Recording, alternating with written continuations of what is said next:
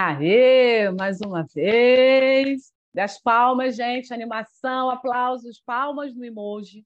Começamos o segundo encontro do módulo 2 do curso de extensão Cinema Negro do Brasil, uma parceria muito grande com o NEPDH, o Grupo de Estudos de Políticas Públicas e Direitos Humanos, da UFRJ, uma parceria também com a Associação Profissional do Audiovisual Negro, a APAN, Cineclube Atlântico Negro, cadê o canequinha? E também com a Profaex, que é o órgão do curso, né, da Pró-Reitoria de Extensão, que fomenta ações de extensão com bolsistas e divulga também todas essas ações de extensão também no site da UFRJ. Meu nome é Raquel, sou professora do NEPDH. Estamos desde o mês passado coordenando o curso de extensão Cinema Negro do Brasil, em parceria com o nosso ilustre, queridíssimo amigo, gente boníssima, Clementino Júnior, que neste módulo, especificamente, ele vem trazendo uma discussão e uma desconstrução, reflexão sobre a criação de roteiros nessa perspectiva não técnica, não tão datada, não tão formalizada como se aprende nas universidades ou em alguns lugares que ainda hoje oferecem curso de cinema fora da universidade, né? Porque nós precisamos colocar um parênteses que Rio de Janeiro está numa situação extremamente complexa e caótica com relação à oferta de cursos de cinema fora da universidade. Vou ser super breve, preciso só dar uns informes, principalmente quem está assistindo às aulas no YouTube. Peço para que vocês não deixem de participar do curso, sigam o Instagram do curso de Cinema Negro da FRJ, que já colocamos o link também na descrição do grupo do WhatsApp. Se vocês também não estão no grupo do WhatsApp, é só mandar um e-mail, todos estão cadastrados no e-mail. E peço também para que vocês acompanhem de maneira ativa, né, ao vivo, já que nós vamos fazer neste módulo dinâmicas de salas simultâneas, de reuniões com os participantes, para desenvolver ideias em conjunto, em coletivo, pensar de fato a construção de narrativas que foquem no audiovisual negro, que fortaleçam o nosso audiovisual. Também preciso só colocar uma observação com relação ao debate de políticas públicas que desenvolvemos no módulo 1. Essa temática ela vai ser analisada, obviamente, no início do módulo 3. A previsão é que a gente termine o módulo 2 no dia 30 de agosto. Então, no dia 6 de setembro, iniciaremos o último módulo do curso de extensão Cinema Negro.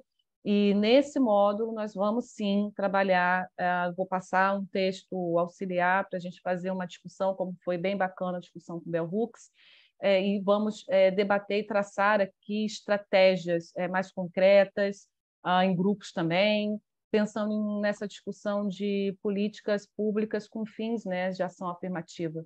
Então, vamos continuar no curso, continuar nesse foco, continuar nesta garra que eu estou vendo todo mundo aqui. Está bem bacana quem está assistindo agora ao vivo, quem está também assistindo no YouTube, que não consegue ter tempo para estar no horário.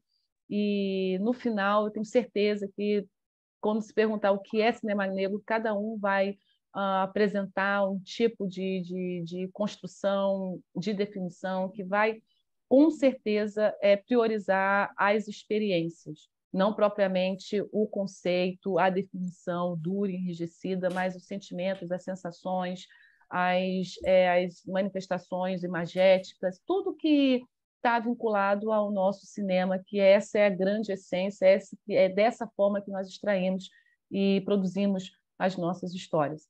Então, eu paro por aqui. Mais uma vez, a lista de presença ela está sendo computada com os nossos extensionistas presentes hoje, o Rodrigo, a Marcele. Não precisa se preocupar em colocar os nomes aqui no chat.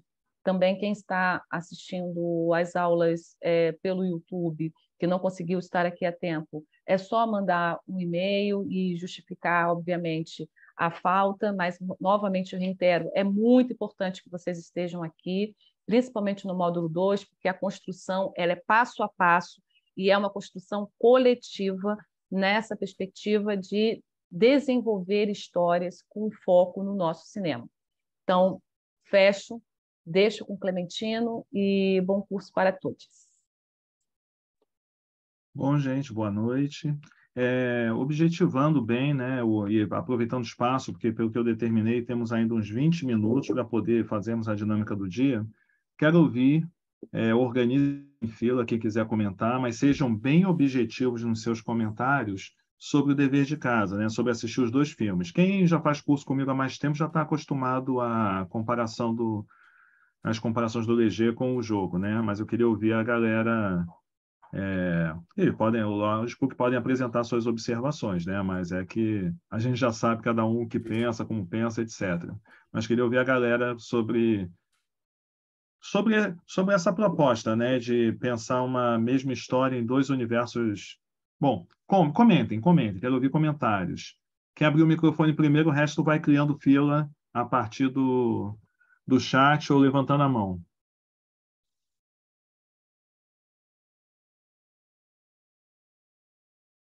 Parece que fui eu. Oi, vai, Marisol. Nossa, eu fiquei impressionada assim com essa percepção de poder narrar um outro filme trazendo para um outro contexto. Então, nossa, eu achei incrível. Aí, claro, a gente percebe que tem umas mudanças, tipo o cara foi fuzilado com um tiro, o Douglas levou 3 tiros, né? Então, essas diferenças todas. Mas eu fiquei, assim, muito, muito impressionada e inspirada, né? Que são coisas que a gente pode fazer, sabe, Clementino? Então, assim, adorei a experiência. E aí, quando na primeira cena, quando vocês colocam o lambe-lambe assim lá na parede, e tem assim, o nome do filme em francês, falei, ué, mas o que é? Não entendi. Mas aí eu comecei a pensar, não, mas o jogo em português é a mesma coisa em francês, le jeu, né? Então, aí eu falei, nossa, então ele fez isso, mais ou menos o exercício que tivemos em sala de aula, etc. Eu achei incrível. Muito obrigada por nos oportunizar ter essa experiência. Obrigado a você. Eu Ana também Margarida. gostaria de agradecer, porque eu não conhecia nenhum dos dois, né? E foi muito legal, porque um revisita o outro, né? E são 2 obras paralelas, uma revisitando a outra. Quer dizer, isso já acontece às vezes na literatura, às vezes no próprio cinema, às vezes no teatro, às vezes até na música, né? Essa mistura aí, essa revisitar mesmo a outra obra, mas eu não conhecia nenhuma das 2 e eu achei fantástico. Muito obrigada pela oportunidade de conhecer. Ana Margarida. Oi, estou aqui, boa noite a todos. E vou dividir o meu tempo em dizer que esse momento de estar em sala de aula, ainda que de forma remota ou de estar num curso, e esse momento da reflexão é muito interessante, porque o que a colega trouxe, né, eu fui para um outro lugar, eu tive outras, né, outras anotações, outras observações.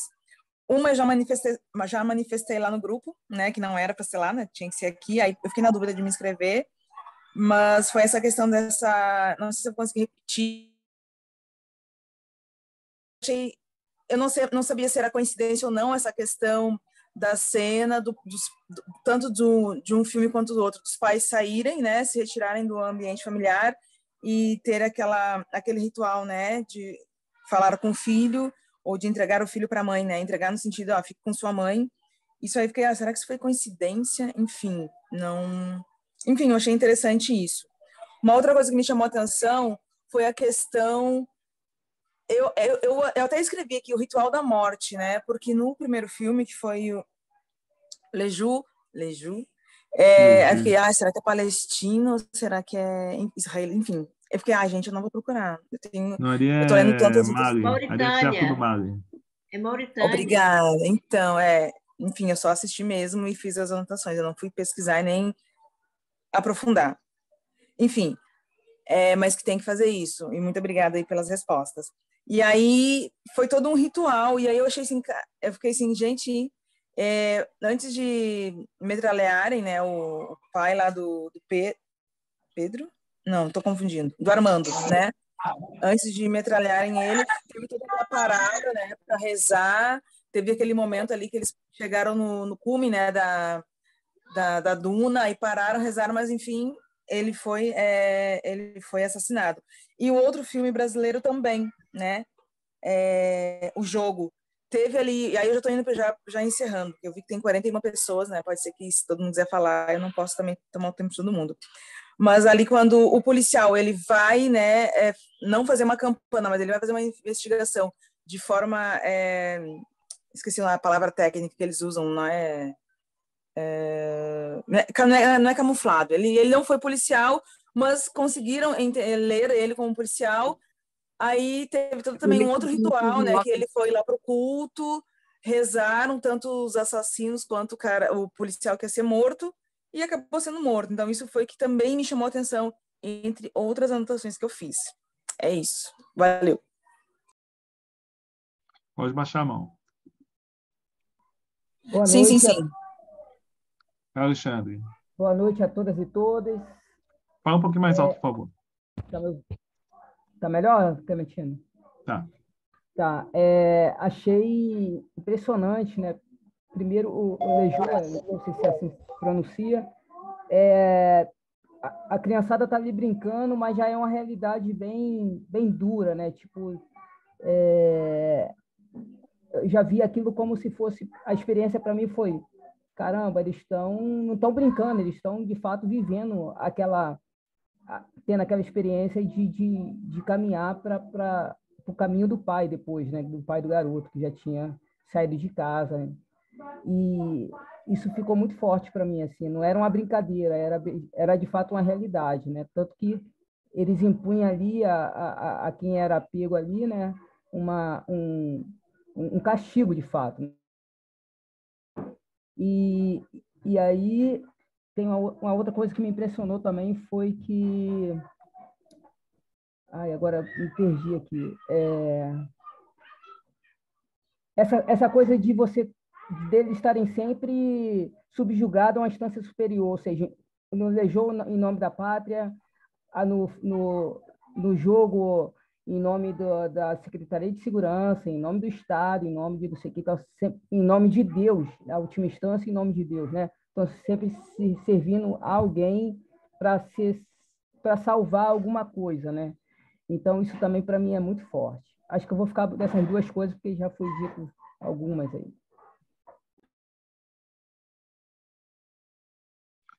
Chile.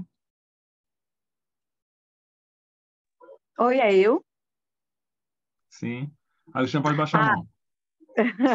Tá bom, eu tô tentando aprender aqui a mexer no negócio. Sim, eu li primeiro, ó. Eu assisti primeiro, né? Não sei se fala assim, Leger, que é em francês, né? Aí me remeteu muito à Guerra da Argélia, né? E ele estava como infiltrado, né? E os meninos brincando, na hora que eles estavam brincando, já me veio aquela ideia do Brasil, da brincadeira de polícia e ladrão. Isso antes de assistir o segundo filme, que foi uma reencenação do primeiro, né? Isso ele estando brasileiro. E é incrível como tipo, as crianças esquecem ele acaba ficando no buraco, se não fosse a própria mãe. E aquela ideia mesmo do soldado, né? Da guerra. É como se você já tivesse fosse predestinado a viver e fazer aquilo. Quando você nasce menino, né? Tanto que a mãe dele fala, né? A mãe dele pergunta se ele vai querer deixar ele, porque ele quer seguir o pai como herói, né? Como herói de guerra. Querendo ou não, o pai dele estava como infiltrado. Quando a gente volta para cá do Brasil, é a mesma história do rapaz, do Cana, né? Ele é Cana, mora na periferia, tem um patrão, né? Um supervisor lá do alto branco, que está muito bem vivido, e manda ele se filtrar na favela para ver quem é quem são os nomes, para dar uma de X9 mesmo. E dentro da favela, ele já está praticamente marcado. Aí tem a questão do Deus, né? De servir a guerra como Deus, é tudo em nome de Deus, e toda guerra sempre começou em nome de Deus, e o pobre do Deus, tipo, é aquilo, e foi muito isso, assim. Quando eu assisti o segundo do Brasil, aí já ficou bem mais aberto para mim aquela ideia do primeiro filme, né? Que foi aquela releitura. E foi genial, assim. O panfleto na frente foi genial ter colocado que era a releitura do filme, porque eu particularmente não conhecia. Aí eu vi que foi da Cinemateca, né? Do cinema de vocês. E, assim, foi massa, foi muito massa, assim, porque é uma releitura da realidade, né? É a releitura de quem mora na periferia, é uma releitura que você se encaixa naquele padrão e onde você conhece, você consegue reler tranquilamente, porque é uma coisa simples, porém é uma coisa real, é uma coisa que acontece diariamente em qualquer canto, né? E eu fico por isso. Obrigada. Próxima. Morgana. Oi, vocês me escutam? Sim. Então, a primeira coisa que me veio à cabeça logo quando eu comecei a assistir ao segundo, né, a versão brasileira, e que eu achei genial, assim, foi que Clementina mostrou primeiro, o exercício que a gente fez na aula passada ganhou outros significados, né? E, assim, você me mostrou o óbvio, mas que às vezes precisa ser mostrado, né? São arcos narrativos semelhantes, né? É claro que cada um está no seu cenário diferente, mas, assim, eu não sabia, por exemplo, que era possível, até por questão de plágios, enfim, eu não sei como é que funciona essa dinâmica, né? E quanto à parte assim cinematográfica, eu achei muito interessante no primeiro filme, né, o Leju, enfim, que é quando do primeiro filme, eu achei muito interessante que a angústia do soldado, né, ela sempre eu achei que o deserto mostra muito dessa angústia, é quase como se fosse uma causa perdida, ele está ali, mas ao mesmo tempo a gente quebra aquele ritmo de imagens mais contemplativas dele no deserto com a brincadeira muito ativa da criança que já das crianças que já são meio que uma premonição, não é bem a palavra que eu estou buscando, mas do que elas podem se tornar, né? E já no segundo, eu achei muito interessante que quem está comandando o jogo das crianças é uma menina, né? É ela que diz, olha, quem vai ser bandido, quem vai ser polícia. E também a gente tem aquela angústia, né? Quando ali o oficial fala para ele que ele tem que ir lá, a paisana, né? Ele já sabe, a gente já sabe que não vai terminar bem, que não é em nome do Estado, não é em nome de Deus, isso são tudo subterfúgios, né?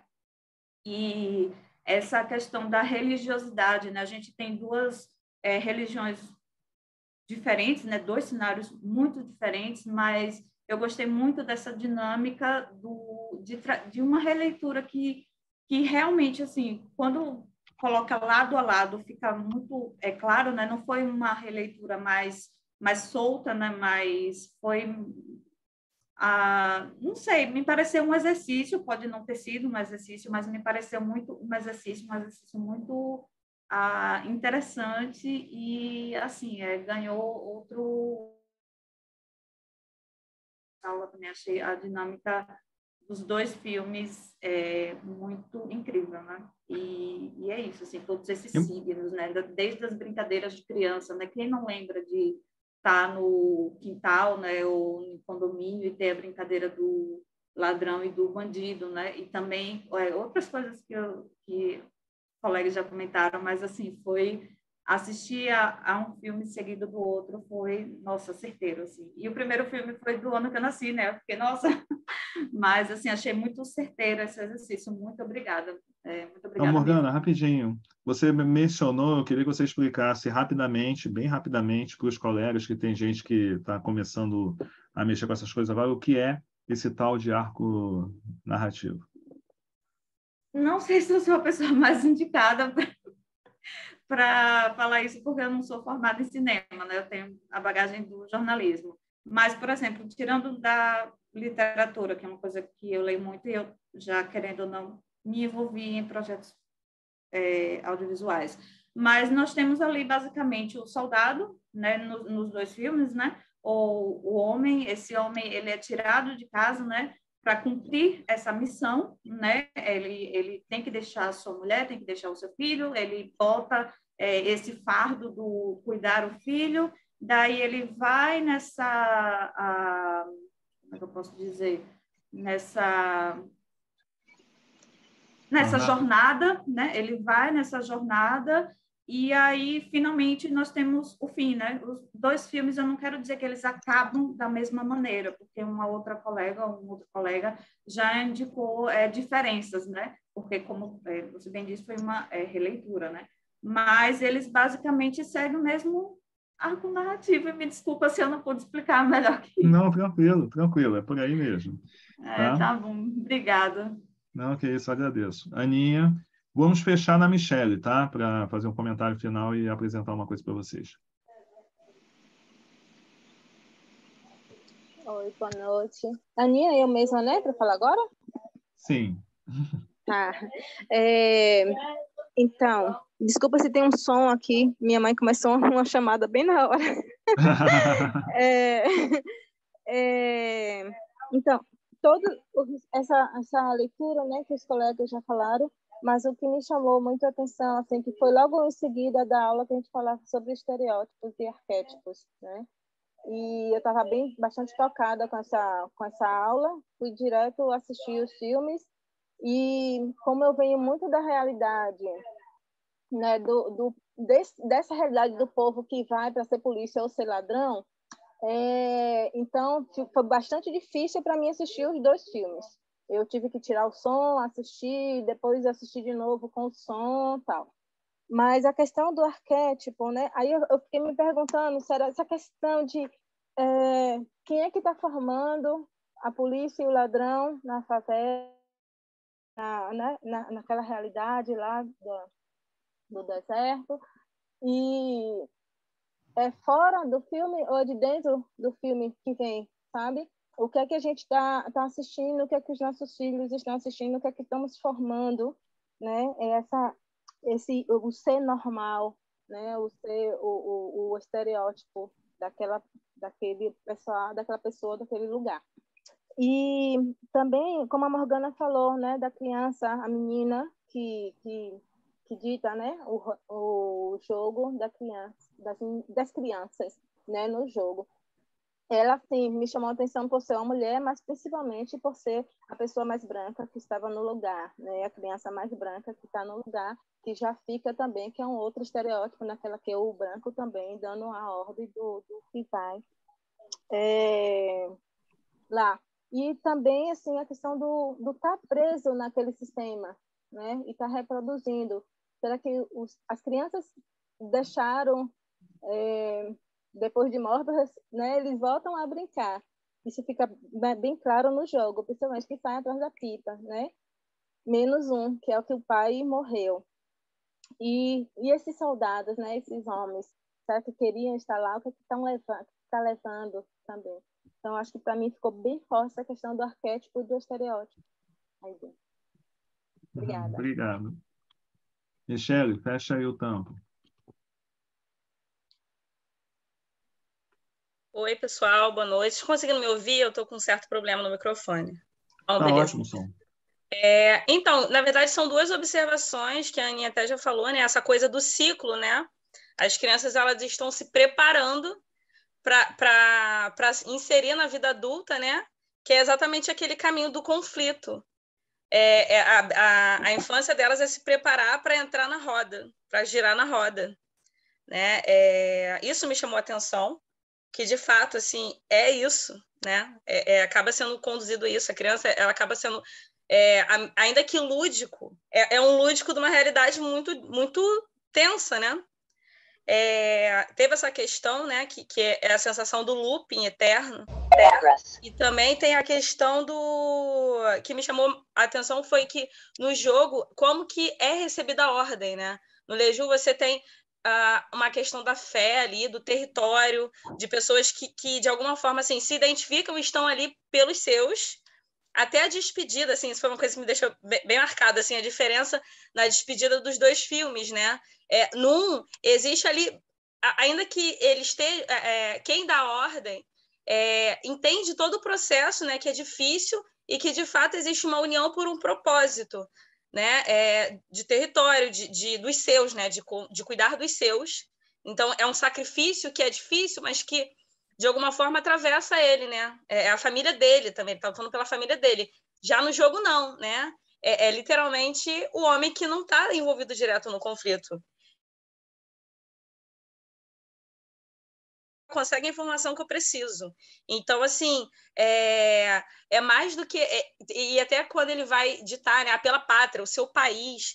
Então, assim, não tem nada de concreto para aquele homem. Ele está lutando por ele, nem pela família dele. Ele está lutando por pessoas que estão no grupo superior ao dele, e ele vai ser só mais um que vai morrer para manter esse sistema funcionando. Né? Isso assim foi muito forte até quando ele chega no bar, né? E aí no bar a gente volta à realidade dele, que são pessoas pretas que estão ali se degladiando, mas quem dá as ordens não passam por ali, né? E a forma da despedida, assim, aquele plongé assim, meio tenso, assim, né? Que dá a coisa do superior, assim, o homem branco superior que dá as ordens, né? Que manda e desmanda. Isso me chamou muito a atenção. Eu não vou me estender muito, porque eu acho que todas as contribuições aí já deram conta, mas eu queria só fazer essa observação mesmo. Obrigada, gente. Obrigado, Michele. Então, agora vou rapidamente, em 5 minutos, fazer uma... Cadê a pasta? Screen... Cadê o... tá aqui. Já estão vendo?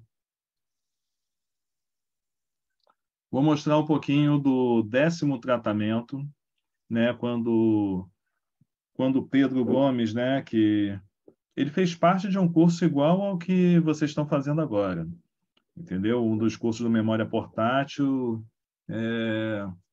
fez cursos conosco assim que geraram outras obras, né? O Blackout da Rossandra Leone surgiu no curso desse perfil, tudo mais. E assistindo uma aula minha na PUC, que eu fui como convidado, ele assistiu o Leger, quando eu... Isso em 2016, aí ele ficou com aquilo, no final de 2016, ficou com aquilo na cabeça, e meses depois ele me apresentou, falando que enxergava muito o Rio de Janeiro naquela experiência, né, no norte da África, da Jihad Islâmica, e de repente ele me aparece com esse roteiro que é 80% com os diálogos iguais ao do filme anterior. Ele tinha essa proposta de mostrar como você, mudando o território, você tinha a mesma experiência, porque o conflito religioso também que ele enxergava, né, enquanto morador na época da Mangueira e vendo a realidade da cidade, né, é um cineasta estudante negro de medicina e um dos personagens do Anamnese, inclusive. E quando ele começou a fazer os cursos comigo, ele escreveu esse roteiro. Esse foi o 10º tratamento, que já tem algumas alterações que foram observadas aqui. Mas eu só vou mostrar as primeiras páginas, para vocês verem, por exemplo, o formato de escrita que ele trabalhou. Deixa eu ampliar um pouquinho aqui para vocês poderem... Isso que eu ia perguntar, Clêmis, se você pode botar 150. Sim, exatamente. Exterior de Rua da Comunidade. Rua de uma comunidade periférica do Rio de Janeiro, com um samba sem letra tocado em um radinho, passa uma carreata de motos, isso caiu. No morro é piada. No muro, com uma propaganda de tarô apagada pela igreja, cola um lambe-lambe escrito: esse filme é uma visita à obra, tá. Asfalto quente, buraco na rua, esgoto a céu aberto, asfalto quente. Dia 2, exterior, dia fachada da casa. Aí começa a poesia. Sobre a abóbada do céu azul jaz uma favela. Na frente de um barraco está Paulo Marcos, um homem negro de 28 anos, alto, cabelo raspado, vestindo calça jeans com cinto, camisa polo verde justa. Tinha todo um desenho, né? Você pode propor as cores, tem uns significados e tudo, mas depois, quando a gente trabalhou na hora... O roteiro é um orientador da ideia que você quer proporcionar, mas depois que e é um texto técnico, além de ser um texto criativo, é um texto técnico. Então, o que acontece aqui? Você pensa, quando está escrevendo o roteiro, tem um simbolismo para essa camisa dele ser verde, tem um significado para cada elemento que eu estou colocando aqui. Pode ser que isso seja discutido depois com o figurinista, com o diretor de arte, com tudo, e se perceba que há uma forma de passar a ideia que se queria passar, por que não experimenta dessa maneira? Tudo no cinema, enquanto construção de uma obra transdisciplinar, artística, né? Dialogado. Mas aqui está como o Pedro propôs. Relógio de tênis mola, Ana, uma mulher negra de 25 anos, vestida de saia. Você vê que as faixas etárias são bem diferentes, né? No caso, a forma como representamos o Rodrigo e a Dani Ornella já está mais na casa dos 30. Foi uma opção, não só porque queríamos ter esses atores, né? Mas aí também de trabalhar uma realidade, porque a princípio, para fazer um infiltrado, seria mais fácil ser um pouquinho mais jovem. Mas aí preferimos trabalhar nessa faixa entre os 30 e 40. Pedro, menino negro de 5 anos, filho de Paulo, Marcos e Ana, vestindo apenas um short surrado e descalço. Paulo Marcos está um pouco distante, de frente para sua esposa e abraçado com seu filho. Paulo Marcos e sua esposa se olham sérios enquanto Pedro olha para o chão.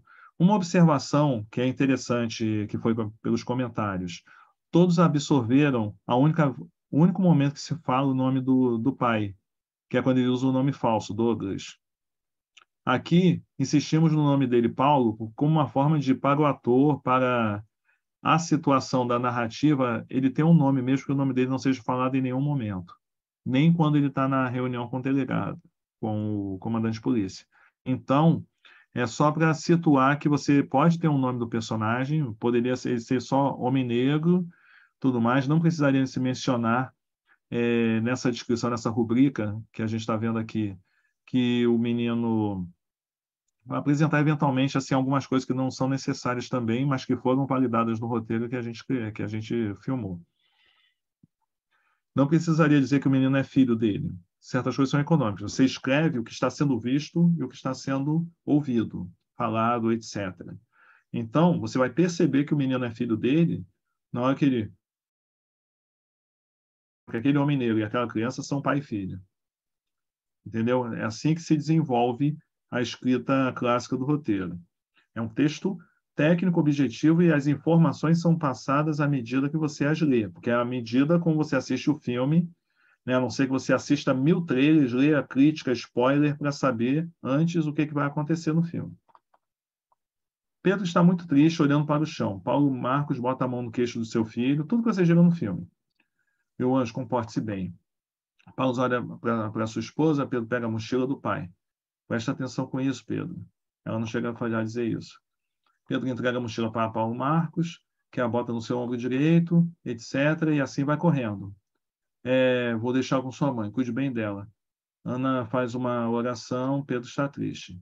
Aí corta para a rua, Paulo Marcos anda para o ponto de ônibus, chega ao ponto de ônibus, tudo que a gente viu.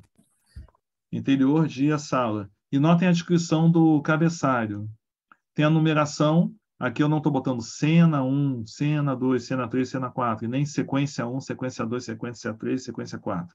Por quê?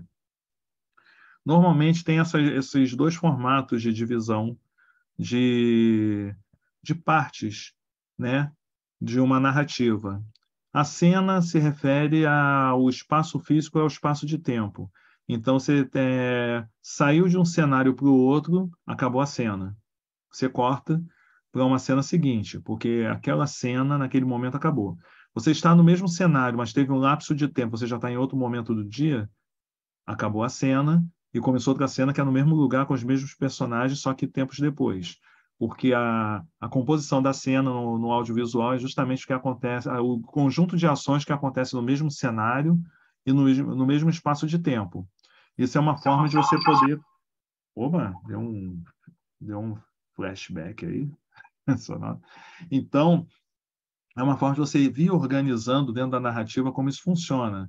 Eu posso mostrar, depois eu vou mandar para vocês como um dos trabalhos de casa, para quem tiver tempo e para quem puder, só para ter uma referência para trabalhar.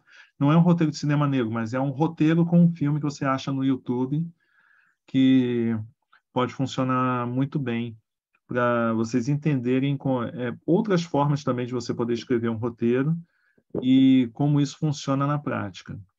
Então, é mais para dar uma demonstração para vocês aqui de como funciona essa dinâmica. Você vê que onde não tem diálogo, a descrição: Ana sentada no sofá de casa, olha para o chão com um olhar vazio. Ao fundo, um calendário com os dizeres: é Deus quem me reveste de força e torna perfeito o meu caminho. 2 Samuel 33. Tudo igual ao que vocês viram no filme. Corta para ônibus. Paulo Marcos, olhar perdido. Eliminamos essa cena. Foi gravada, mas eu não gostei. Aí mantivemos a sequência. E a cena dele, e tinha uma intenção desse corte, porque a mensagem bíblica está jogando uma mensagem para, assim, meio que antevendo o que vai ser essa jornada dele, o que vai ser esse caminho, né? A definição boa. A Morgana falou de jornada para escrever o arco narrativo, mas essencialmente é o caminho, né? O caminho desses personagens, né? Do fio de qual é o elemento que guia essa história, né? Para você poder descrever onde estão os conflitos, onde estão aquelas coisas, aí começa toda aquela história, né? A regra de 3 atos, a jornada do herói, como é que é subdividida essa trajetória. Voltando aqui, sala de casa, Pedro está brincando melancolicamente com soldadinhos na sala, para de brincar, vai para o colo de sua mãe. Muito semelhante ao filme anterior. Houve uma preocupação do Pedro, enquanto homenagem, de até a sequência do bar manter ele queria, inclusive, manter os planos iguais, descontextualizando. Aí, aos poucos, fomos nos convencendo que não precisávamos ser tão radicais assim, que a coisa poderia ser um pouco mais solta, né? Todos perceberam que, pelo início, que os dois filmes são os mesmos. Se não exibíssemos os dois filmes juntos e não passássemos essa referência, quem conhecesse o filme ia achar assim: nossa, eu já vi esse filme em algum lugar. Sabe? Só pela situação. Isso que é importante a gente discutir hoje, porque a proposta vai ser em cima de de mais tarde vai ser em cima de uma situação. Então, Pedro está brincando, aí Ana, você vai ser policial como seu pai? Aí Pedro acena a cabeça, vai me abandonar. Aí chega Cleópatra. Esse é o detalhe. Olhem bem como está escrito aqui. Cleópatra, um menino, porque foi um tratamento que o Pedro não tomou atenção. Ia ser um outro nome, ia ser um menino que ia fazer o menino branco que ia fazer o personagem da menina. Ia ser só um recorte racial em cima da situação que acontecia no outro filme. Aí, no final de semana, que eu estava lá em Sepetiba e descobri que uma das equetes da casa, que é a Laurinha, estava querendo entrar em curso de teatro, mas nem sabia que eu estava fazendo filme nenhum, tudo mais. Aí, na hora, me bateu um estalo e disse: eu acho que Laurinha funcionaria para isso. E até por ela ser um pouquinho maior que as outras crianças, ia dar uma definição daquele poder, né? Materializado ali. Aí eu liguei para o Pedro e disse: Pedro, é possível a gente... O que você acha da gente transformar essa líder? Até porque bate, né? Ela é toda loirinha ali, com o delegado também, que é loiro, porque tem essa coisa, na verdade, quando a gente está falando de arco narrativo, estamos falando de 2 arcos narrativos em cada filme, que é o das crianças e é o do pai. São 2 histórias paralelas que vêm caminhando juntas com seus conflitos, com suas paródias. É uma paródia, né? Que vai acontecer na brincadeira e na cena, né? Porque no caso Léger, na verdade, está mais para uma tradução do que do jogo, né? Como seria na tradução literal. E aí a gente fez essa mudança, por isso que ainda está escrito errado, porque foi uma mudança de última hora que ele veio fazendo, né, um mapeamento e vendo como puxar as características para uma menina. Então, isso tudo para vocês verem a estrutura, vocês perceberem como é a descrição um pouquinho mais fria, né? No início eu quis botar uma poesia, mas a descrição de roteiro é uma descrição fria. A forma como você constrói esse arco é que pode trazer poesia, que pode trazer elementos. Você não descreve no roteiro literário, que é o que a gente está fazendo aqui, o posicionamento de câmera, você não fala de close, você não fala de... E até por que você não pode já indicar como você está vendo o filme, indicar que vai ter uma panorâmica, indicar que... Primeiro porque o selecionador é que nem um leitor de um livro, é que nem o leitor de uma crônica, o leitor de um texto, o avaliador da sua redação no Enem, ou num concurso. Então, é uma pessoa que tem que ter a permissão de enxergar, por sua própria perspectiva, aquela narrativa, aquela história que você está entregando na mão dela. Um selecionador de um edital é tal qual um diretor que você contrata para fazer o filme a partir do seu roteiro. Você tem que ter, nesse momento, uma palavra que eu uso direto: desapego. E o desapego, o que se trata? Você mantém a essência da história que você quer contar, mas que a pessoa, quando lê, vai ler pelos olhos dela. Inclusive, a forma como ela vai visualizar aquela cena pode ser diferente da sua, mas vai ser algo que está dentro da zona de conforto dela e vai trazer ela numa empatia para a história que está sendo contada. E aí está a sua riqueza literária. Não é aquela coisa, não, mas eu quero que veja da maneira que eu vi. Então, gente, morre, vira uma entidade e incorpora lá no médium. E torça que o leitor seja um médium para incorporar e atuar como você atuaria. Mas, a verdade, você está fazendo sempre um filme para outra pessoa. Você está sempre fazendo o roteiro pensando em outras pessoas. Você pode dirigir o filme que você está escrevendo no roteiro, mas se algo acontecer e você não puder dirigir o seu filme, o roteiro tem que estar tão bem escrito que, para cumprir compromissos contratuais, se sofrer um acidente, você não pode estar no set, que é complicado para estar de cadeira de rodas ou com a perna enfaixada, e tem que ter alguém dirigindo. A pessoa tem que pegar o roteiro e saber o que vai fazer. E você confiar na pessoa que ela vai executar o que está ali. Então, quando você descreve, Pedro sai pela porta de casa e pega uma arma de madeira no canto, se você quiser que tenha um plano detalhe da forma como ele pega na maçaneta, você vai indicar. Pedro abre a porta, mas segura a maçaneta e hesita. Você não precisa dizer que vai ter um plano detalhe. Quando você pontua um elemento de cena, você já está insinuando como você quer que você precisa que o enquadramento aquilo.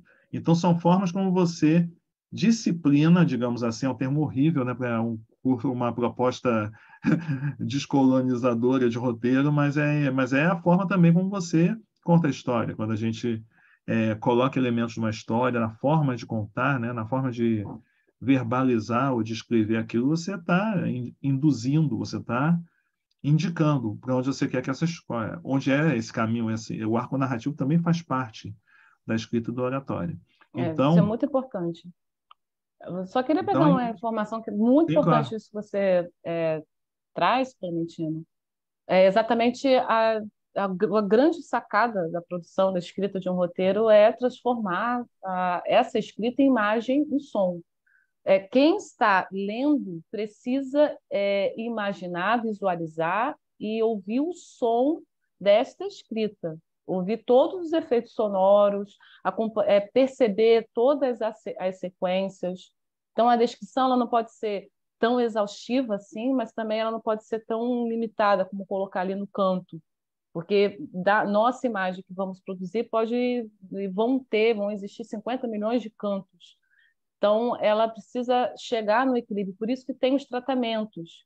O primeiro, o segundo, o terceiro, que a gente vai treinando para que essa escrita ela não tenha apenas uma escrita que as palavras já contemplam. Elas precisam externar essas palavras e virar imagens. Então, por isso que o treino e a técnica, mesmo se a gente escrever sequências de cenas disruptivas ou sequências totalmente inovadoras, elas precisam ter uma certa cronologia dentro da narrativa para que quem está lendo possa ver, né, e ouvir também a história, né, produzida no roteiro. Então, mais ou menos, só vou mostrar mais uma cena, porque eu quero partir logo para a dinâmica, né, que nós vamos trabalhar. Então, vamos lá. 6 crianças estão armadas, é o momento da brincadeira de polícia e ladrão. 6 crianças estão armadas com pesado armamento de madeira velha. Cleópatra chama mais 2 crianças que vêm correndo e entram em quadro pela esquerda. Cleópatra começa, então, a dividir. Vocês veem que Cleópatra aparece repetida todas as vezes. Nessa opção de escrita, Cleópatra está todo momento em caixa alta. Isso é uma opção. Normalmente, você coloca em caixa alta o nome do personagem a primeira vez que ele aparece, para destacar o momento em que ele entra em cena, mas em alguns casos, inclusive script que vai para os atores, se coloca sempre o nome em caixa alta, justamente para facilitar que o ator encontre onde está a sua colocação em cena. E se repete toda vez, ainda mais em situações em que, por exemplo, Cleópatra não é a única menina em cena, por exemplo. Que aí você, em algum momento, pode botar Cleópatra e você depois fala ela. Mas é bom não se habituar a usar o ela, ele, o que for. Usar sempre o nome, por mais repetido que seja, no momento que aparece, porque aí frisa bem a troca de ação entre cada personagem. É um texto bem... O roteiro é um texto técnico, nunca pode se esquecer disso.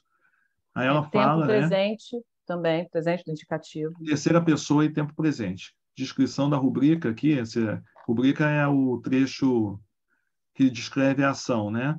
E sempre assim, quando ele é entrecortado pela fala, você interrompe a descrição da rubrica, fala e volta para a rubrica e assim sucessivamente. Cada vez que uma ação interrompe o texto, você volta para a ação e depois volta para o texto falado, para o diálogo e assim sucessivamente. Se for um monólogo, assume o que a pessoa está falando, por mais repetido que possa ser, e por aí vai. Então, esses são os macetezinhos básicos para se trabalhar a cena. Depois eu posso salvar um PDF e mandar como modelo para quem quiser olhar.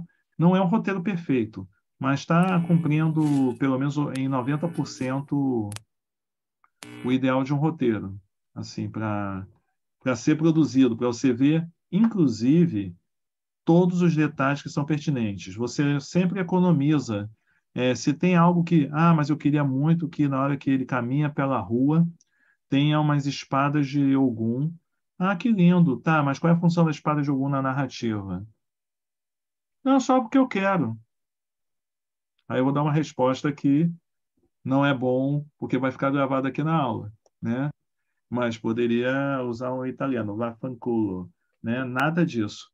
Você só coloca o que é necessário para a narrativa. O resto é discussão com direção de arte, com cenografia, com figurino, com os outros artistas. É muito importante vocês pensarem também, não só enquanto roteiristas, mas até como diretores e autores. O cinema é um trabalho cooperativo, então tem que dar espaço para que os demais artistas que estão vinculados ao filme tragam suas contribuições. Um captador de som e um editor de som, quando leem esse roteiro, eles podem querer fazer perguntas, vão querer saber como está se programando a filmagem de uma externa ou de um interior, até para propor, de repente, a questão do design de som final, né, para eles pensarem como antever o problema que pode surgir a partir das opções do roteirista e do diretor na última etapa. Tudo só para situar vocês, mais ou menos um formato básico para quem não conhece, para quem conhece não vai ver nenhuma novidade, pode até achar bem fuleiro o roteiro que eu mostrei, mas é o roteiro que materializou o filme e o jogo. Eu escolhi esse que é o mais completinho. Eu, apesar de dar muita aula de roteiro, eu sou bem indisciplinado para escrever roteiro, mas isso é uma conversa mais para terapia do que para para falar no meio de uma aula. Então, primeiro, antes de partir para a segunda etapa, alguém quer fazer algum comentário? Algum acréscimo? Temos ainda mais 2 minutinhos para quem quiser trazer contribuições. Raquel?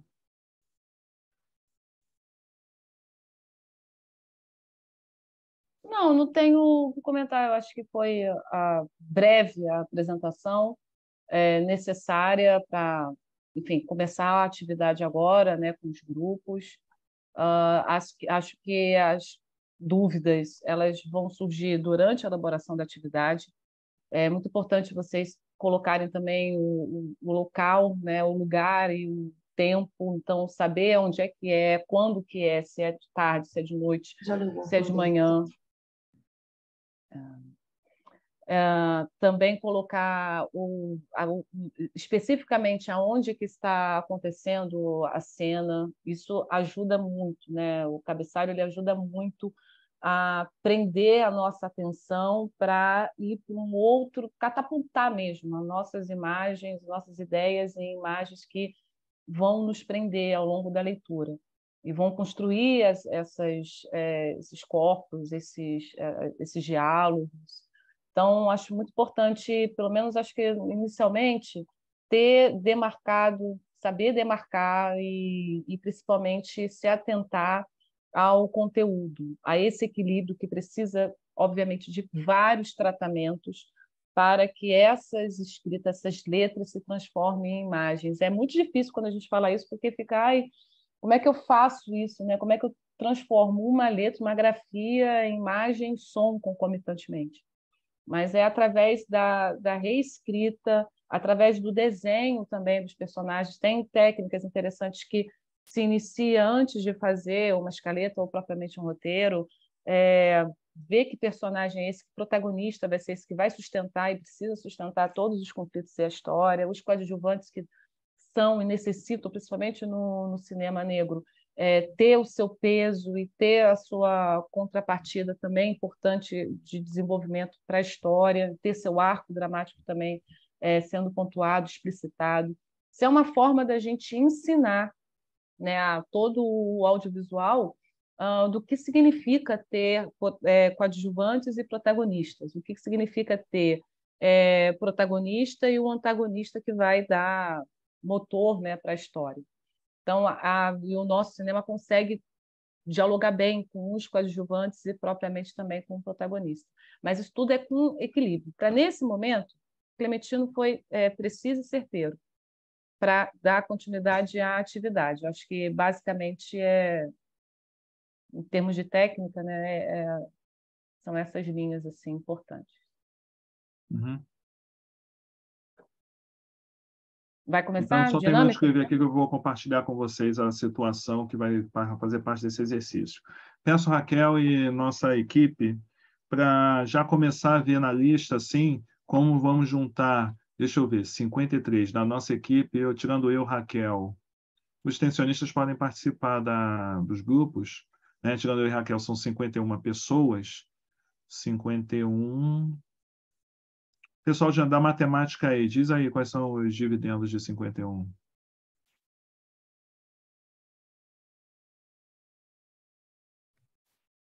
Pode ser 5 e um ficar com um a mais? Quantos grupos você quer? Nós vamos fazer 6 grupos. Acho que dá para fazer 5, até porque os extensionistas e a bolsista eles não vão ficar. E a gente vai ter um tempo de 10 minutos, Clênio? Eu previ no nosso roteirinho quantos minutos para a conclusão da dinâmica. Eu tinha previsto 20 minutos, né? Já perdemos 7, mas eu vou dar como teve mais menos gente hoje, vamos até às 8 em ponto. Tá? Porque eu vou apresentar a situação, tudo mais, para o pessoal dividir para as salas. Correr? Você não sabe o que eu estou aprontando para vocês. Então, vou compartilhar aqui na tela, deixa eu só terminar a última linha. Mas aí é o mesmo esquema da semana passada. Quem não estava na semana passada, nós dividimos em salas simultâneas, e aí precisa de uma super orientação. Vou colocar a solicitação e vocês, por favor, aceitem referente aos grupos que vocês vão entrar, certo? Então, vai aparecer, por exemplo, na Rosana, a solicitação para vocês, para a Rosana ingressar na sala 3. Aí é só clicar em ingressar para vocês irem automaticamente, porque eu senti que perdemos um tempo na semana passada pedindo para que as pessoas entrem e houve também mudanças de sala.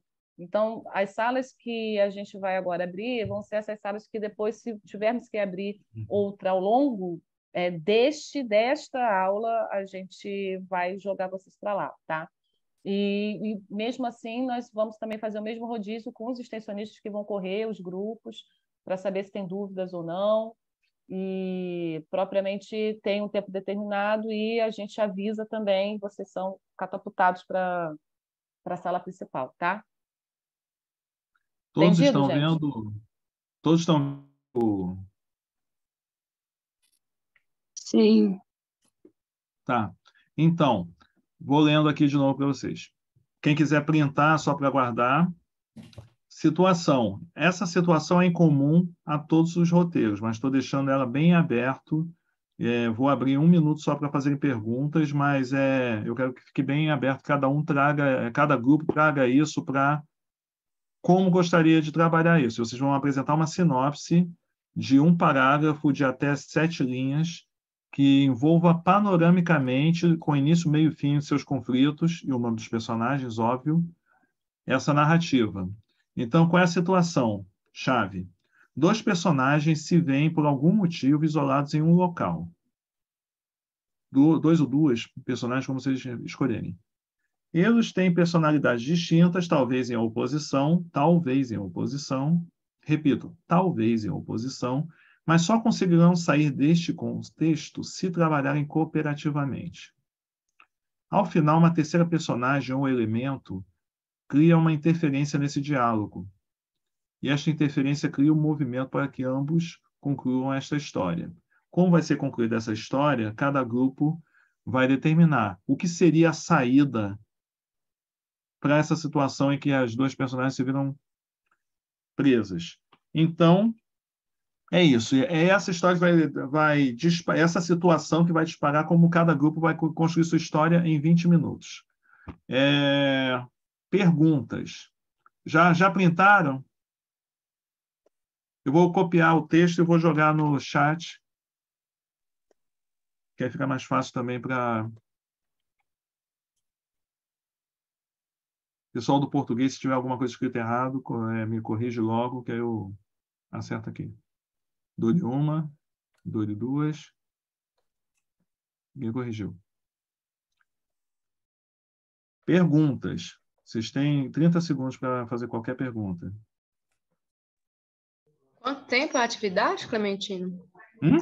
Quanto tempo para fazer a atividade? 8 horas, a Raquel vai puxar todo mundo, que nem naqueles filmes de ficção científica, o pessoal está ali tentando terminar. Vai sendo puxado lá de volta para a sala. É desse jeito. Aqui. Entendeu? Beleza. Quem mais?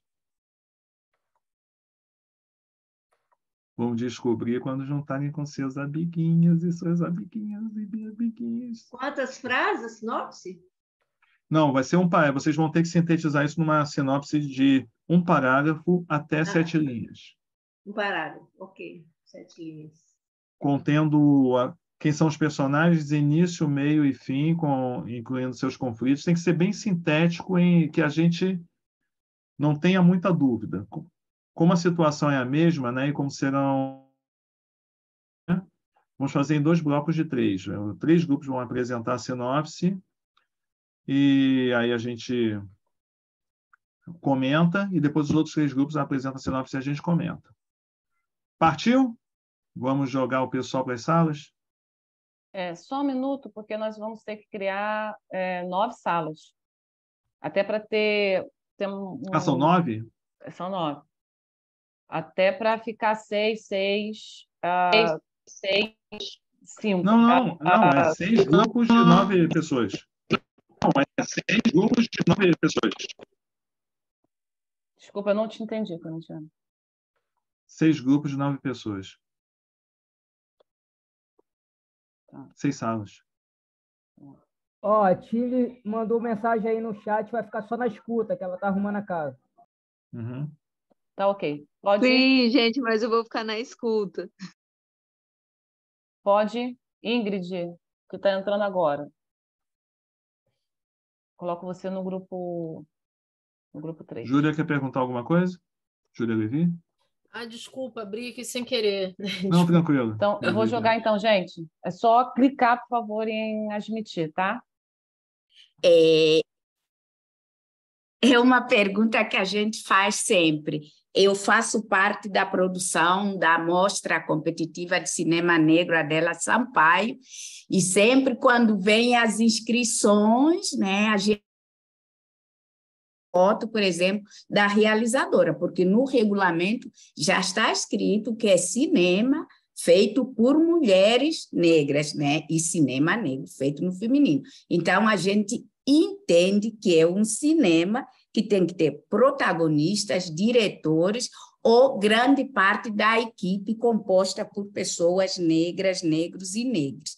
Mas existe um cinema negro possível, que é esse, por exemplo, na nossa sinopse, os protagonistas, 2 médicos negros, que a gente não comentou, mas eles estavam num isolamento institucional. Eles, médicos negros, num departamento onde não são acolhidos, né? Então, aí se encaixa. Esse é um cinema negro possível. O cinema negro ideal era que os protagonistas, os diretores, os técnicos, que todo mundo, ao meu ver, e a temática fosse voltada para a população negra. Isso é o meu pouco entendimento, mas eu quase nunca me atrevo a falar. Uma pessoa por grupo, por favor. Não, falar sempre, gente. Falar sempre, Marisol, principalmente aqui. Né? A pergunta que eu já volto, só para a galera se situar no YouTube, o que definimos ou o que colocamos como grande elemento, né, de textual e de literário, imagético, né, a definição, a composição do que é o cinema negro. A partir das sinopses lidas, que o pessoal do YouTube não leu, mas foram lidas aqui as sinopses dos 6 grupos, e muito diversificado. Então, a gente está fazendo agora um debate sobre o que se caracteriza, o que se define, o que se organiza, o que se indica como cinema negro, principalmente no Brasil.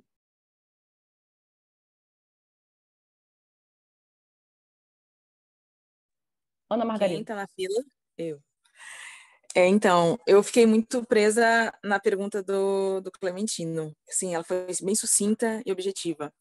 E aí ela também me traz dúvidas, né? Porque me traz dúvidas e, ao mesmo tempo, me representa.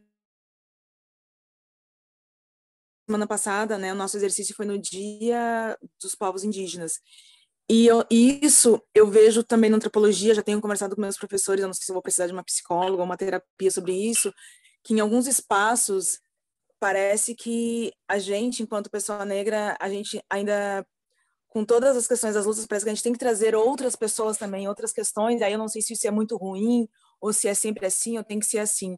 Então, com essa pergunta de hoje, assim, eu fiquei assim, pô, eu posso relaxar no sentido que é cinema negro, é um curso de cinema negro, né? Então, a gente pode ousar,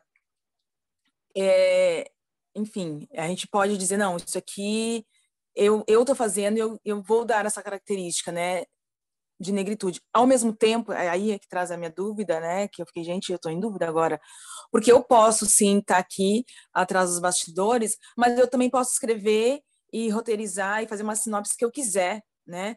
Então, eu acho que o que é cinema negro, eu acho que são as pessoas negras pensando, eu acho que são as pessoas negras pensando e aí trazendo algo para que as outras pessoas negras as outras pessoas reflitam, né? Enfim, eu achei a pergunta, assim, gente, assim, é de não dormir, assim, realmente é de não dormir, porque no nosso grupo tem uma pessoa não negra, e ela tá no nosso grupo, então, assim, ela tá fazendo parte da nossa equipe, mas ela não é negra, então assim, a gente tem várias críticas de muitos séculos de pessoas brancas fazendo isso, né? Enfim, é uma pergunta, assim, para não dormir, gente, eu vou parar por aqui, porque eu fiquei assim, realmente. Estou aqui aprendendo, ouvindo. Sim, e não é para também fechar. Essa pergunta ela se iniciou no módulo 1, na aula inaugural, né, que eu trouxe uma situação.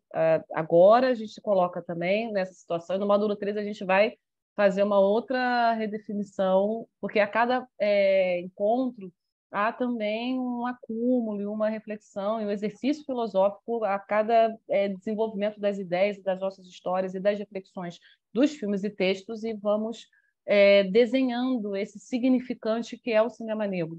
São as experiências, são as sensações, são as múltiplas reflexões, não uma resposta dura, né, engessada. Mais alguém, só para fechar? Última pessoa. Eu, rapidinho. Só para responder aqui ao comentário. Calma, Darlene, desculpe. Só respondendo ao comentário da Rejane, feito aqui Eu vou pedir para a gente, de repente, ter uns 5 minutos no início da aula seguinte para conversar sobre essa questão da Adélia. Porque, se vocês acharem minha pergunta complexa, a questão de definir o que foi o cinema da Adélia nesse momento que ela realiza o longa-metragem dela e até dos curtas-metragens dela, eu acho que é uma discussão mais ampla da relação de poder do mercado e de como a pessoa negra se posiciona. Aí poderíamos botar nesse pacote Afrânio Vital, Cajado Filho e tantos outros cineastas negros, Haroldo Costa, quando realiza um filme também, que eles estavam se inserindo no mercado. É um outro debate que eu gostaria de voltar a ele quando houver oportunidade. Darlene, rapidinho, eu vou pedir para a Raquel mais 5 minutinhos, né, do nosso horário para a gente poder concluir com algumas respostas aqui. Darlene. Acabei de aprender a levantar a mão. Eu estava aqui um tempão procurando esse negócio. Não, era sobre sua pergunta, mas a gente pode deixar para a próxima aula, assim, essa coisa do que é esse cinema negro. Não, Darlene, pode falar. É só estarmos fazendo o roteiro, o argumento, ou é principalmente a forma como a gente faz o cinema, a nossa visão sobre cada assunto? Porque eu posso também ser uma mulher negra, um homem negro fazendo cinema, conteúdo colonizador do branco. Para mim, desculpa, isso aí a gente só vai estar fazendo e reproduzindo, né? Acho que cinema negro cabe em um outro local aí, mas a gente pode ampliar, já falei, assim, para a próxima aula. Só botei também aqui uma questão que acho que tem a ver quando você for falar da Adélia também, tudo isso. Aí eu vou acrescentar um exemplo bem prático. Plano Perfeito, o filme do Spike Lee. Tem a ver com a discussão da Adélia, porque tem a ver com o momento que o Spike Lee estava no ostracismo, que Hollywood tinha cansado dele ficar batendo e deixaram ele num canto. E acontece o 11 de setembro, acontece uma série de coisas. Primeiro ele faz um filme com o Edward Norton, que banca um filme para ele, a 25ª Hora, né? Mas tem um outro nome aqui no Brasil, e que foi o primeiro filme que trabalhou alguma imagem sobre as ruínas do 11 de setembro. E ele volta em Plano Perfeito, que pega esse panorama. É um filme antigo, que foi feito uma releitura, e o Spike Lee faz duas coisas nesse filme que, logo de cara, assim, o pessoal pergunta por que Spike Lee pegou esse filme para fazer, que nem como aconteceu com Old Boy, que eu nem cheguei a ver esse filme, de tanto que as pessoas falam que é ruim, mas um dia deixa eu me informar, que eu paro e assisto Old Boy com calma, isenção, sem ninguém me enchendo o saco. Ele mostra o preconceito aos árabes. A cena do taxista árabe sendo abordado pela polícia é bem numa situação de que era sobre um assalto de banco, e os caras já taxam que o árabe, se é uma situação de sequestro, é o terrorista. Porque naquela situação os árabes estavam sendo totalmente discriminados por causa de Saddam Hussein, da situação toda, construção do imaginário, né? A visualidade do americano. E a escolha de Denzel para ser o investigador. Poderia ser qualquer personagem, não há um debate racial naquele filme explícito, mas quando ele coloca Denzel naquele papel, ele está passando um recado. Então, é a forma como o diretor se posiciona nas suas opções. Tem, como é que chama? Tem as limitações e onde é que estão as brechas. Aí a gente vai partir para debate, reminiscências de capoeira, de todo o processo de resistências da escravatura e como isso tudo foi alimentando as formas as quais, a partir da arte, a gente vai conseguindo deixar o recado. É que nem os artistas plásticos de Minas pintando com ferro na tinta, sabendo que aquela pele do anjinho barroco da igreja vai ficar preto dali a alguns anos. São as estratégias com as quais você vai trazendo a representatividade na sua expressão. Desculpe, acabei tomando muito tempo. Temos mais 4 minutos. Alguém mais quer comentar a posição da sua sinopse? Eu gostaria só de... Vocês estão me ouvindo? Sim, Almo. Eu gostaria só de complementar uma coisa que você falou, Clementino, que é realmente cinema negro. Eu me pergunto o que é uma produção nordestina, por exemplo, né? O que torna alguns atores palatáveis. Por exemplo, vai estrear agora uma nova novela que acontece no Nordeste, não somente uma novela que acontece no Nordeste, mas parece que tem uma outra que se chama Travessia, que também vai abrir. Então, é Mar do Sertão e Travessia. Porém, os protagonistas, na sua maioria, agora eles estão colocando alguns atores nordestinos, né?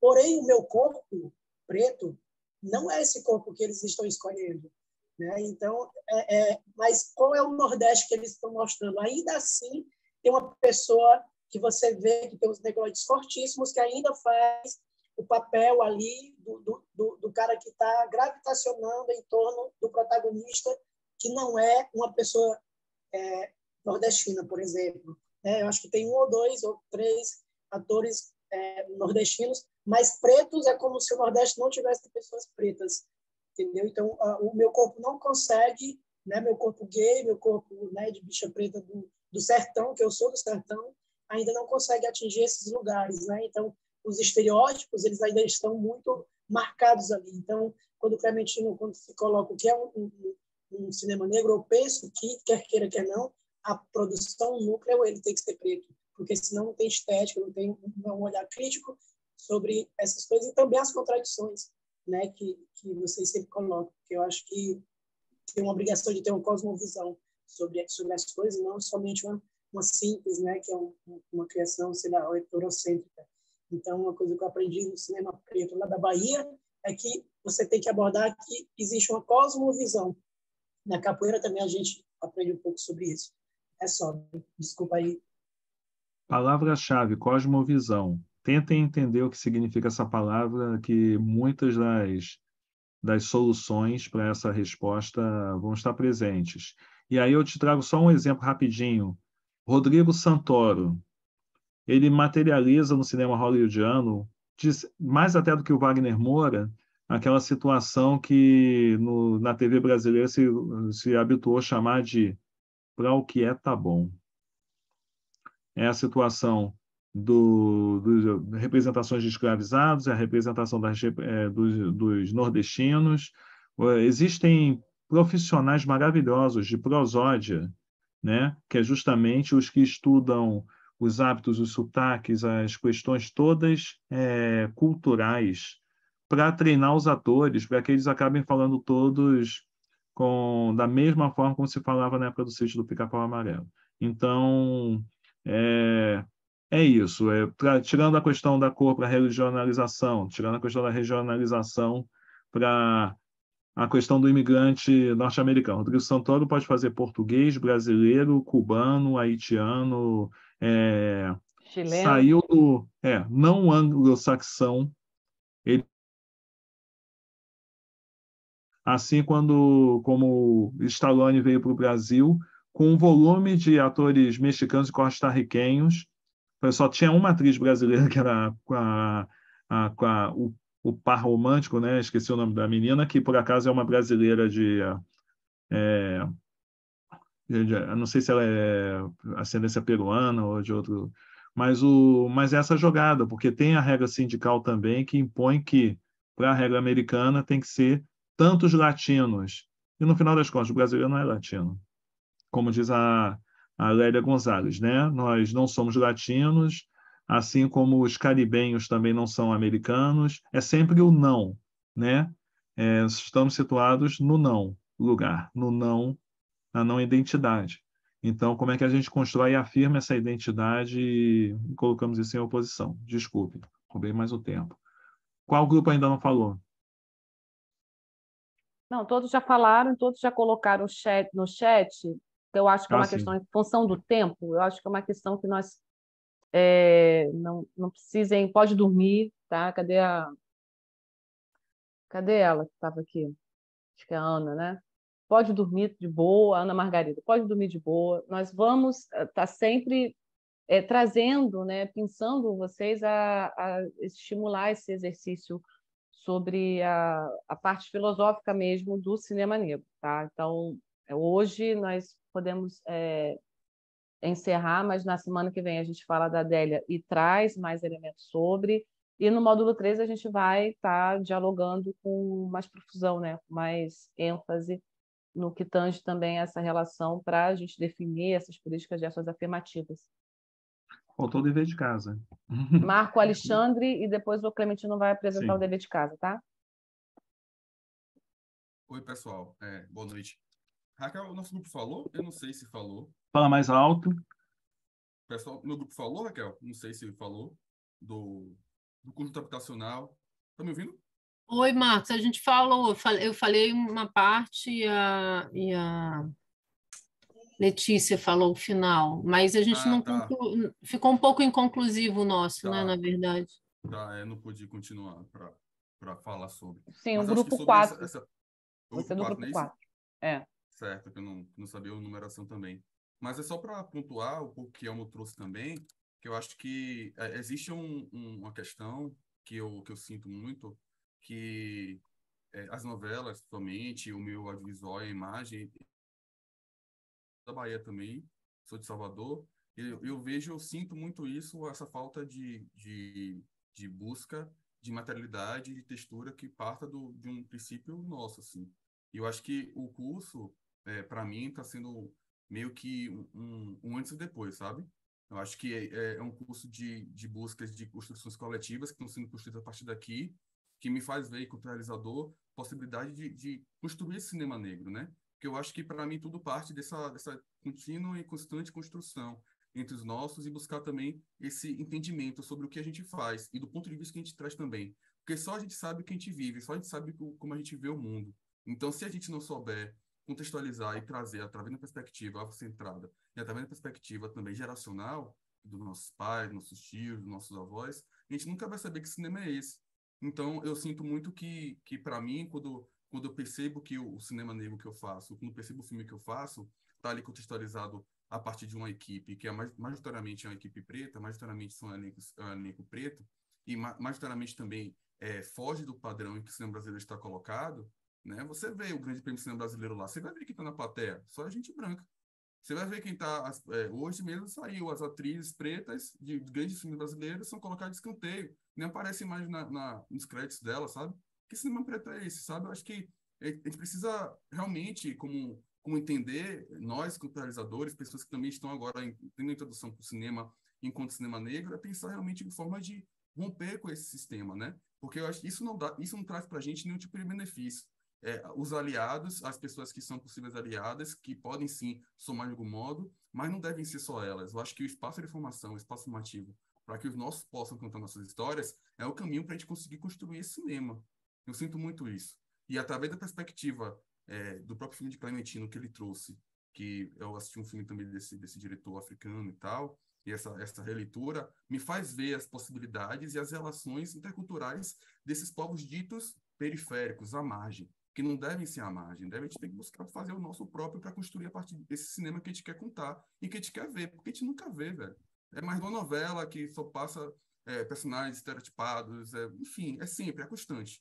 E não há uma expectativa, não há uma linha do horizonte que a gente possa dizer, isso aqui está mudando. Mas não, a cada dia que passa é só baque. Isso só vai mudar quando a gente puder contar nossas próprias histórias. E isso está sendo paulatinamente mudando, reconfigurando, reorganizando. Então, espaços como esse faz com que a gente possa repensar e refletir acerca das nossas histórias. Então, a representatividade precisa daí. Então, isso que é importante. Eu acho que é válido que as pessoas brancas que estejam no grupo também visualizem, saibam, troquem, entendam também essa vivência de cada um, para a partir disso aí também poder sentir, entender um pouco como é que funciona, né, o sistema. Porque, na real, como eu falei, né, só sabe quem é que vive, só sabe quem vive. Então, essa é a realidade. Desculpa prolongar tanto, Clementino e Raquel. É isso. Obrigado, gente. É isso, minha gente. Fico muito feliz cada vez que vocês trazem esse feedback. A questão do terror, né, que o tio Clemens coloca para vocês, tem que fazer tudo para ontem e tudo mais. Gente, não é nem metade do terror de quando os cineastas, principalmente os pretos, começarem a entrar nas produtoras, né, ter um Daniel Filho como produtor executivo, ter uma galera de mercado que, estamos abrindo as portas, mas a gente está querendo ver produção, né? Não tem que ficar, como diz naquele The Cutting Edge, né? Eu não quero que fique bom, eu quero que fique pronto na terça. Então, é assim que a coisa funciona. Hoje, por acaso, é terça, né? Então tem que ficar pronto hoje.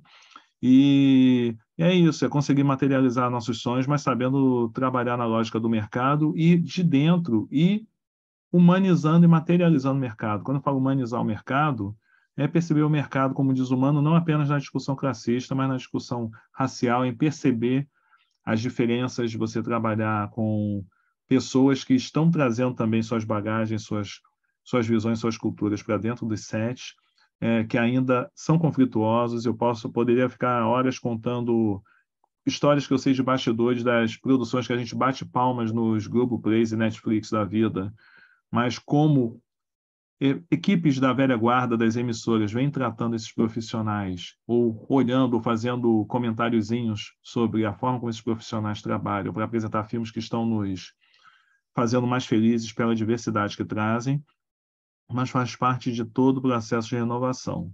Então, agradecer muito vocês terem se aventurado e passar rapidinho. Já deve ter uma publicação lá no nosso Instagram falando qual vai ser a atividade. Não é muito diferente da de hoje, só que agora é individualizada. Agora chegou a vez de vocês. Agora não tem para onde correr, para onde se esconder. Ai, tio, quer esses 5 minutos? Não. Começou a aula, vocês têm que entregar. Vamos fazer meio que um sarau logo na abertura da próxima aula. Mesma coisa, um parágrafo de sinopse com toda a história resumida, em até 7 linhas, vindas de vocês, pensando essa discussão que eu trouxe agora no final. Você não precisa dizer, de repente, que a história é com personagens pretas ou pretos, mas deseja-se, afinal, estamos num curso dessa proposta. Mas o que vocês trazem de novo? Será que vamos continuar fazendo filminho de denúncia, favela movie, replicando o racismo que vemos cotidianamente nos jornais, transformando em curta-metragem, ou vamos propor, como diz o Paulo Freire, o anúncio para além da denúncia, né? A visão profética, né? Para criar novos inéditos viáveis. Então, vamos pensar o que a gente vai contar. Cada um deve ter já a sua ideia, pode essa ideia ter se transformado um pouquinho por todas as dinâmicas e todas as conversas que tivemos aqui até agora, mas pode ter terror, que seja, mas em que momento vocês vão ter exatamente também 1 a 2 minutos para narrar isso, e não basta escrever essa sinopse. Vocês vão ter que escolher 3 imagens que vocês não vão explicar porquê dessas imagens e vão anexar. Nós vamos botar um Google Forms, onde vocês vão botar essa sinopse até... qual é o prazo que a gente deu, Raquel? Até a próxima terça. 2 Até a horas próxima terça? antes, 2 horas antes da aula. Então, vocês têm até 4 horas. Nós já, assim que acabar aqui o nosso encontro, a bolsista Ana vai colocar no Instagram. Ela também, vou pedir para que vocês coloquem aqui, Ana, Marcelo ou Rodrigo, por gentileza, no chat, o Instagram do curso de Cinema Negro, para vocês seguirem. Mas também vamos colocar no Zap o link do Google Forms e a descrição do que é, né? Uma artezinha que a bolsista fez para descrever exatamente qual vai ser a tarefa. Essa tem que ser 7 linhas no mesmo parágrafo. Vocês precisam colocar de 1 até 3 imagens e precisam colocar essas imagens correspondendo à história que vocês imaginam, tá? Ela tem que estar vinculada. Na hora da apresentação, a apresentação também vai ter 2 minutos e vai ser possível compartilhar a imagem. Vocês podem também, na apresentação, colocar essa imagem e ler a história que vocês criaram. Exatamente. Isso, Então, Rodrigo, o formulário... obrigada, tá, Rodrigo? E agradecer a todos vocês. Só um minutinho. Ele acabou de colocar o link, tá, do Insta. Pronto, Clemes. Sim. Não é que seja predileto nem nada, mas, por exemplo, algo que me empolgou muito em todas as histórias que eu ouvi foi aquela da onda verde e amarela.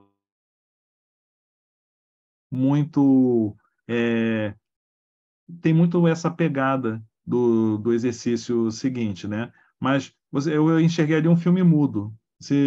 A forma como vocês propuseram a sinopse não precisa ter diálogo nenhum, é um filme de ação. Não quer dizer que vocês não possam fazer, mas só para entender como é que funciona. Você consegue, a partir do simbólico, contar uma história. E é isso que eu estou buscando, que vocês apresentem imagens que possam trazer uma narrativa paralela, que nem aconteceu no jogo, que vocês têm as crianças fazendo metáfora da história dos adultos, né, do conflito do adulto, e por aí vai.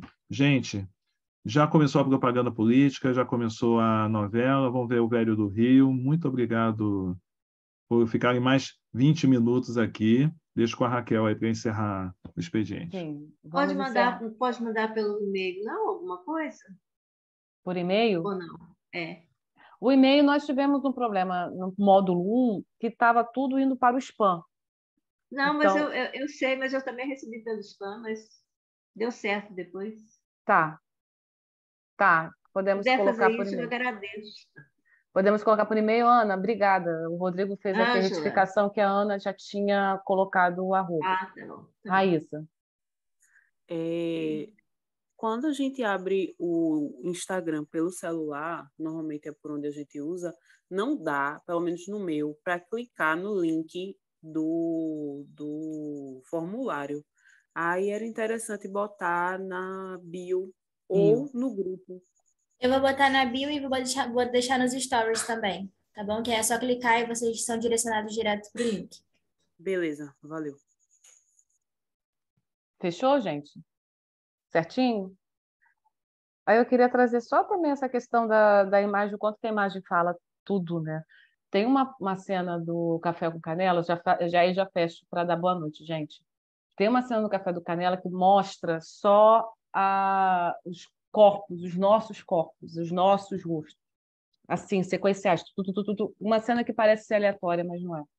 Né? E na semana passada eu trago, né, quem eles estão enfrentando no contexto, né, de um cinema específico dos anos 60, quem eles estão enfrentando para retratar e fazer a crítica, né, ao povo brasileiro e retratar a população negra, pretas e pardos. Né? Então, há uma demarcação no Café com Canela, mas eu vou trazer isso na semana que vem. Mas o quanto que a imagem é tudo. Então, trabalhar esse símbolo, ou seja, vocês pensarem na história, pensarem numa referência, pensarem num exemplo, né, através dessa imagem, o quanto que pode enriquecer a história, ela é fundamental, tá? Então, não deixem de fazer, coloquem no Forms, a gente vai, durante a semana, acompanhando, né, nas histórias de vocês, quando vocês forem subir. E qualquer dúvida, vocês podem mandar e-mail, direct ou zap, que a gente está aqui sempre para responder, tá bom? Agradeço demais a participação, parabéns pelo incentivo, pelo empenho, pelo foco, obrigada pelos feedbacks. Quem está no YouTube também, não deixe de assistir a aula semana que vem. Tchau, tchau.